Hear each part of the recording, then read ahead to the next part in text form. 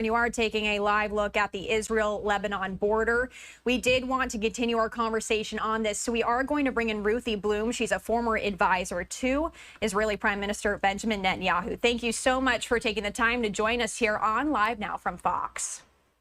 Thank you so much for having me. So with this latest news of this Hezbollah leader's death, this question, again, that we've just been talking about is this all-out war. I mean, how is this going to escalate this conflict with this news? You know, it's really funny, that word escalate, since nearly a year now, Israel has been under military assault all around its borders and within as well. These are all Iran-backed terrorist organizations. They initiated, first of all, Hamas initiated on October 7th the worst atrocities against Jews since the Holocaust. And Hezbollah the following day joined in with massive missile, rocket, and drone fire all over northern Israel. Now, I would like to say that the idea that somehow we're not at war yet is ridiculous. And second of all, the strikes in Lebanon, it's very important to note that it was a brilliant maneuver to target very specifically only terrorists. The monkeying with the beepers that they all had beepers because Hassan Nasrallah, the Hezbollah chief, told them all not to use cell phones that can be tracked and hacked. So they were using beepers, and Israel figured out a way to sell beepers to them that had already been doctored with explosives, and then detonated those explosives simultaneously on Tuesday. And then on Wednesday, all their walkie-talkies, because they were trying to use low-tech devices to evade hacking by Israel. Now, the beauty of this was it killed only Hezbollah terrorists.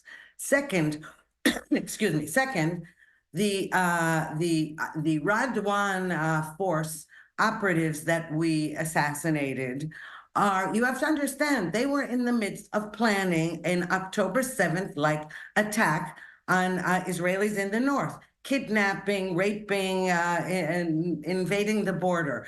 So everything Israel has been doing is self-defensive.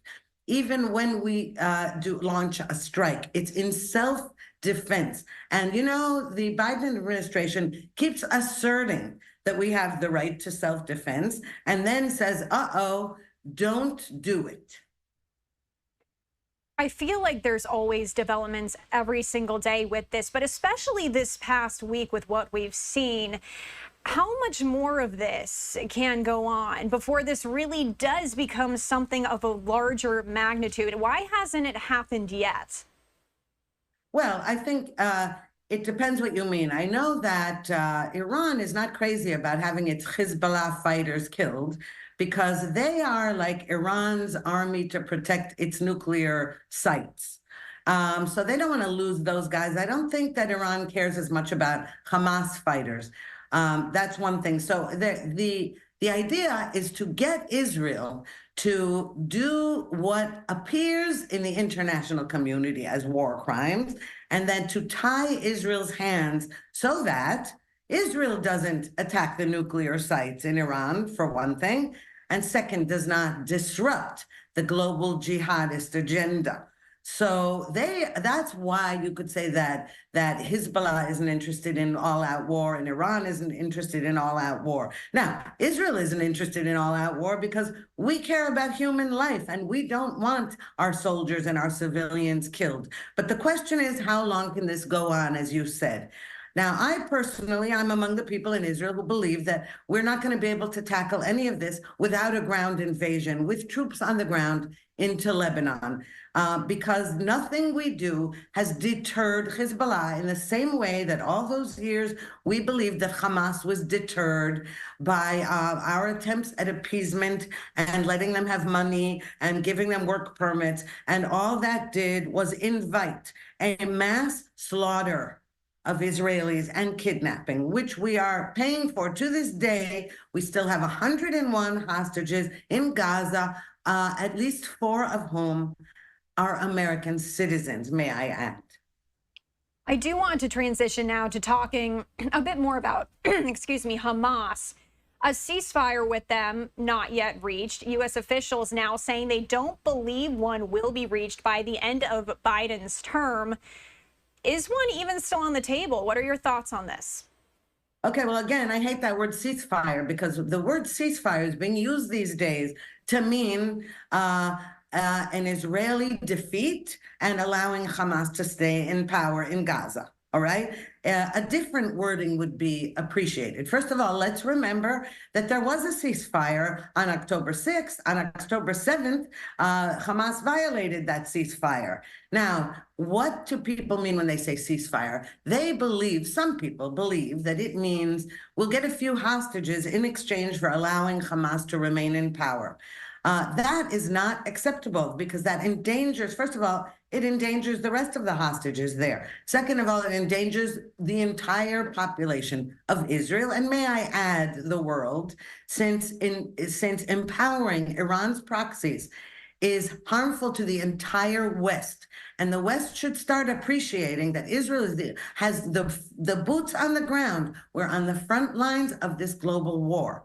And instead of appreciating us, they are attacking us verbally, rhetorically, threatening sanctions against us when you have bloodthirsty terrorists initiating all this stuff and refusing to release hostages. So yes, I don't believe there's going to be a ceasefire before the November 5th election in America, nor do I think it should be connected to that. Okay, you have innocent people's lives. You have innocent people in Gaza wasting away, being starved to death and abused. And time is not on our side, but obviously appeasing them and making deals with them that enables them to stay in power cannot be on the table. And Hamas is responsible for that, not Israel. The U.S. has kept a military presence in the Middle East. If this were to continue to escalate, what would U.S. involvement in this look like? Well, that's a good question, and it depends if you mean before the election, after the election in America, I mean, and or after the inauguration of whoever the next president will be. But the fact is that Israel is a sovereign country under existential threat. So I am hoping, I believe, and I'm hoping that the calculations in the government and in our military are not reliant upon what will America do or not do if there's an escalation. Any escalation is on Iran's and its proxies' hands here. Escalation is not what's important. The importance is how do we save lives and preserve lives? That's the question here. And if anyone in America doesn't see that or is somehow on the wrong side of that argument, well, then shame on them.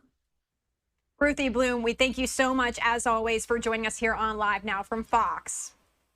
Okay, thank you so much again. All right, have a good one.